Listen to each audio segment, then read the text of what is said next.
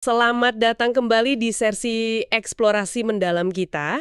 Kali ini kita mau bahas sesuatu yang kayaknya dekat banget ya sama banyak orang, apalagi kalau usia udah mulai nambah.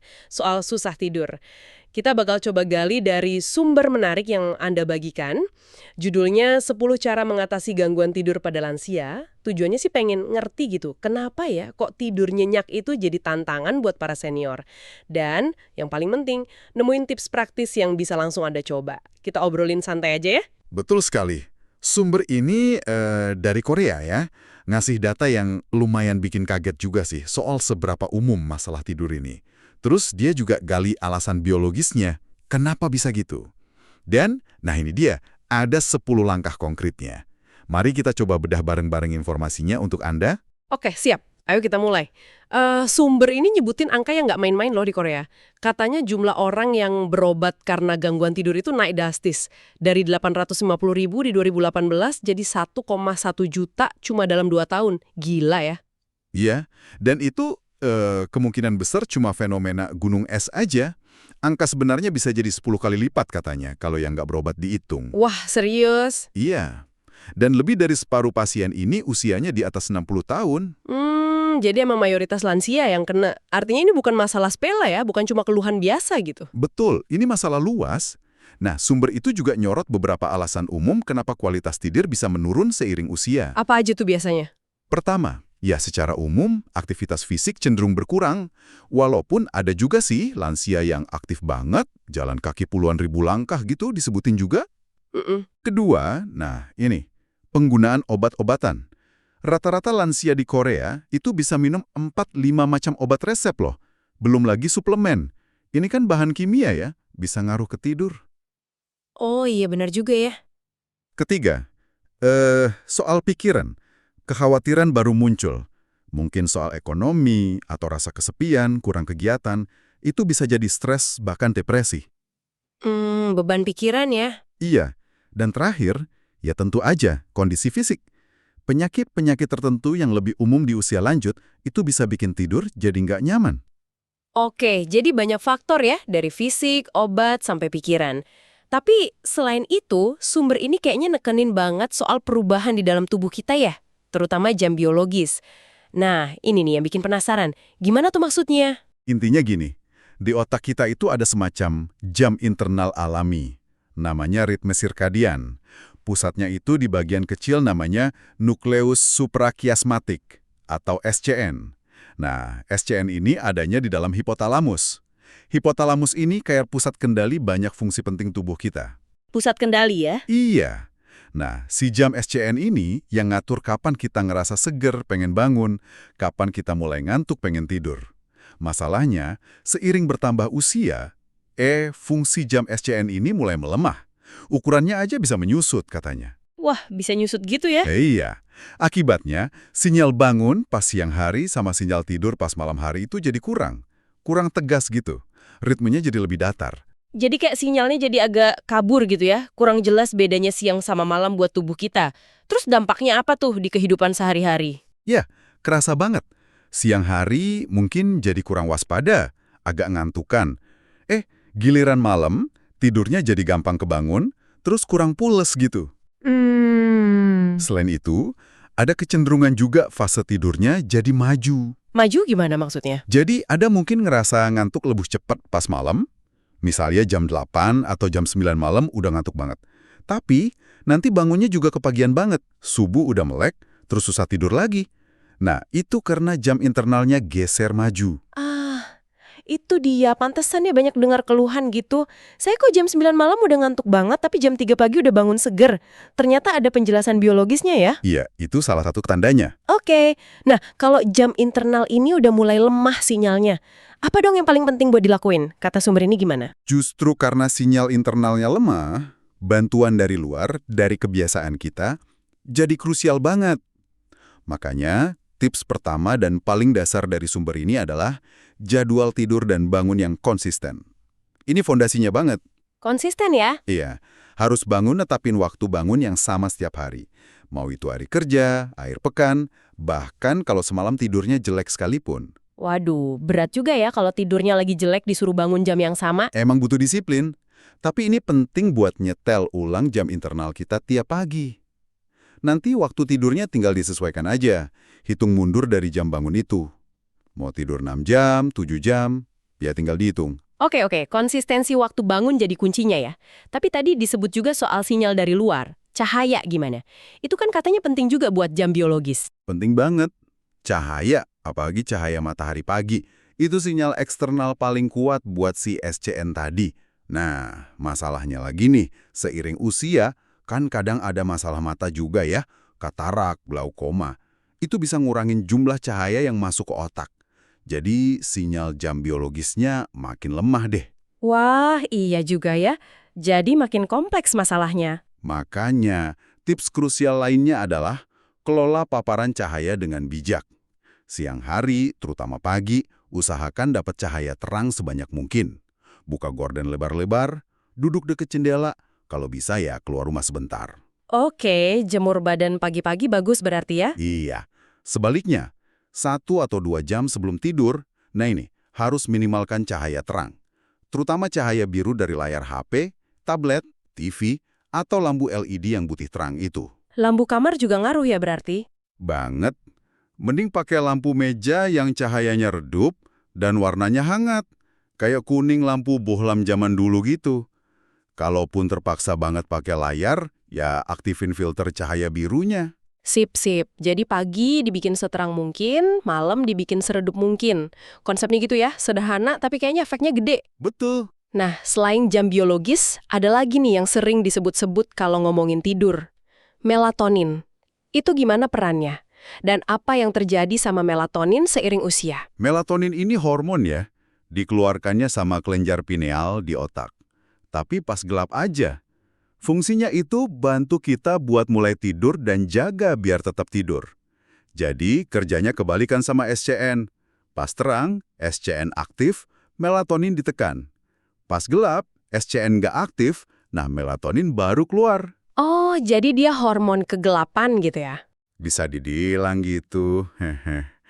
Masalahnya, produksinya ini juga turun drastis seiring usia. Sumber ini nyebut, di usia 70, produksinya mungkin tinggal sepertiganya aja dibanding pas kita remaja. Wah, jauh banget turunnya ya? Iya. Makanya, penurunan melatonin ini juga jadi salah satu penyebab kenapa lansia jadi sering kebangun tengah malam atau dini hari. Oke.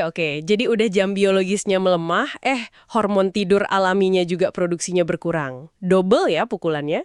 Pantesan jadi lebih susah tidur nyenyak. Kurang lebih begitu gambarannya. Terus ada nggak tips yang spesifik buat bantu ngatasin efek penurunan melatonin ini? Ada beberapa yang berkaitan. Pertama, ya jelas, manajemen cahaya tadi. Itu krusial banget. Kalau malam masih terang-terangan, ya produksi melatonin yang udah rendah itu makin ketekan lagi. Bener juga. Kedua, ciptakan rutinitas relaksasi sebelum tidur.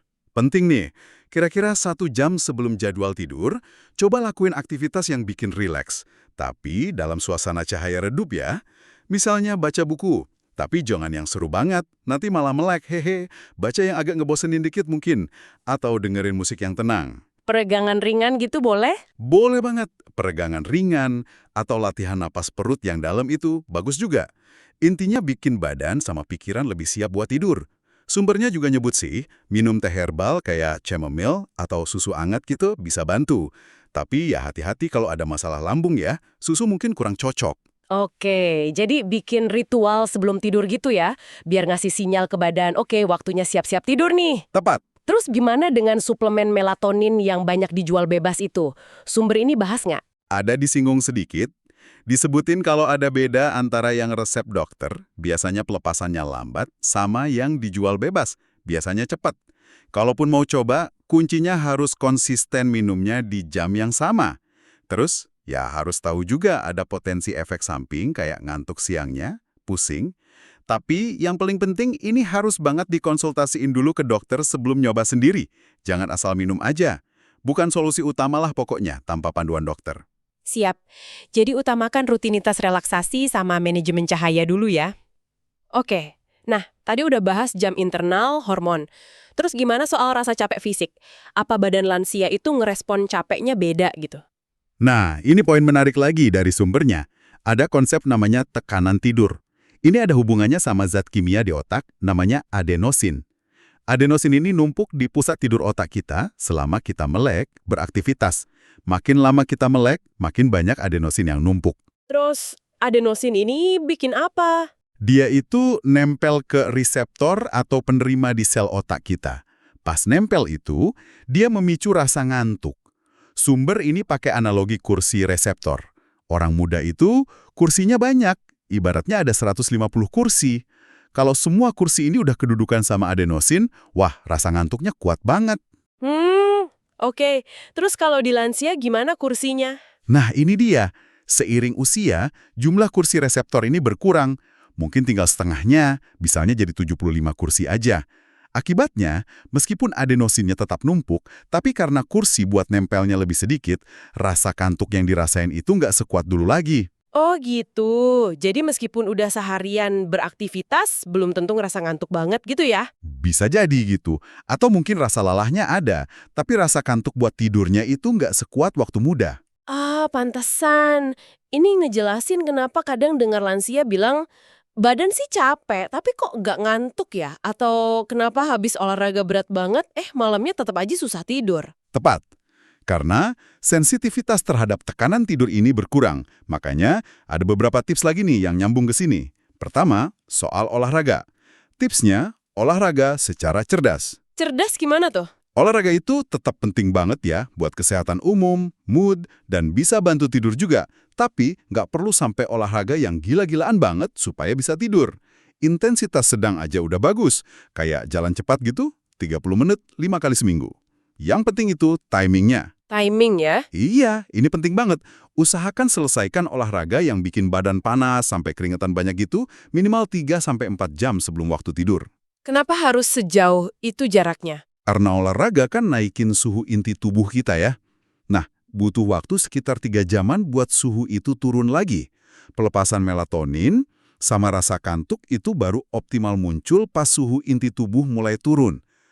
Kalau olahraganya terlalu dekat waktu tidur, suhu badan masih tinggi, malah bisa bikin susah tidur jadinya. Peregangan ringan atau yoga sih nggak apa-apa lebih dekat waktu tidur. Oke, jadi timing olahraga ngaruh ke suhu tubuh yang ngaruh ke melatonin ya, sip-sip. Terus, kalau tidur siang gimana? Itu ngebantu atau malah ganggu tekanan tidur buat malam? Nah, ini masuk ke tips tidur siang yang strategis. Sumber ini nyaranin gini, kalau usia Anda masih di bawah 65 atau 70 tahun dan nggak ada masalah tidur malam parah, mending hindari tidur siang deh. Tujuannya biar tekanan tidur pas malam nanti bisa maksimal numpuknya. Tapi kalau udah lebih tua atau tidurnya emang kurang banget, gimana? Nah, kalau udah lebih senior atau emang susah banget dapat tidur 6 jam pas malam, tidur siang singkat itu boleh. Tapi kuncinya, singkat. Di bawah 20 atau 30 menit aja. Kenapa harus sependek itu? Biar nggak keburu masuk ke fase tidur dalam. Kalau kita kebangun dari tidur dalam pas siang, itu biasanya bikin kepala pusing, badan lemes, kayak orang linglung gitu. Istilahnya sleep inertia. Makanya pasang alarm. Dan jangan tidur siangnya di kasur yang empuk banget. Nanti kebablasan hehe. Oke, jadi kalau perlu tidur siang, cukup power nap aja ya, jangan lama-lama. Sip. Terus dua musuh tidur nih, kafein sama alkohol. Gimana pengaruhnya ke tekanan tidur ini? Wah, ini ngaruh banget. Tipsnya udah jelas, batasi kafein dan alkohol. Kafein itu kerjanya langsung ngeblok reseptor adenosin tadi, jadi dia langsung ngelawan rasa kantuk. Efeknya juga lumayan lama loh di badan. Makanya, disaranin banget, hindari minum kafein setelah jam 2 siang. Selain kopi, apa aja yang perlu diwaspadai? Banyak.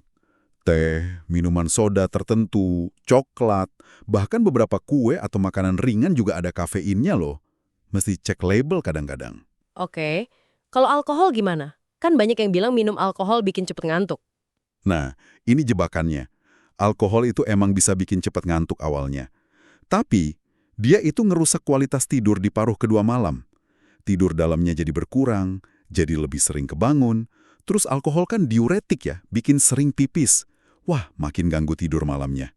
Jadi efek awalnya nipu ya? Iya, jadi kalaupun Anda minum alkohol, ya dibatasi banget jumlahnya, satu sajian standar aja maksimal, dan jangan deket-deket waktu tidur. Oke, dicatat.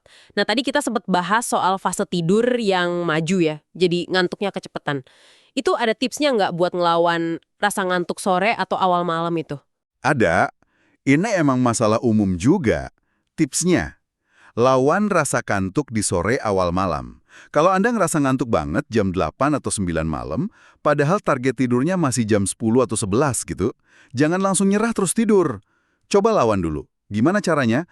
Lakukan aktivitas ringan sekitar 30 menit, bisa jalan kaki santai di sekitar rumah, atau beres-beres rumah dikit, atau ke warung deket rumah. Jadi bergerak gitu ya? Iya, atau kalau nggak memungkinkan keluar, bisa juga pakai cahaya yang agak terang sedikit. Nonton TV atau pakai tablet gitu, tapi jangan deket-deket mata banget ya. Tujuannya buat nahan rasa kantuk itu biar nggak datang terlalu awal.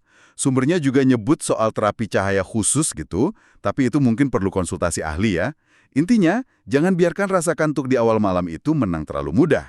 Oke, jadi perlu sedikit usaha buat ngusir ngantuknya biar tidurnya pas di jam yang diinginkan ya. Sip.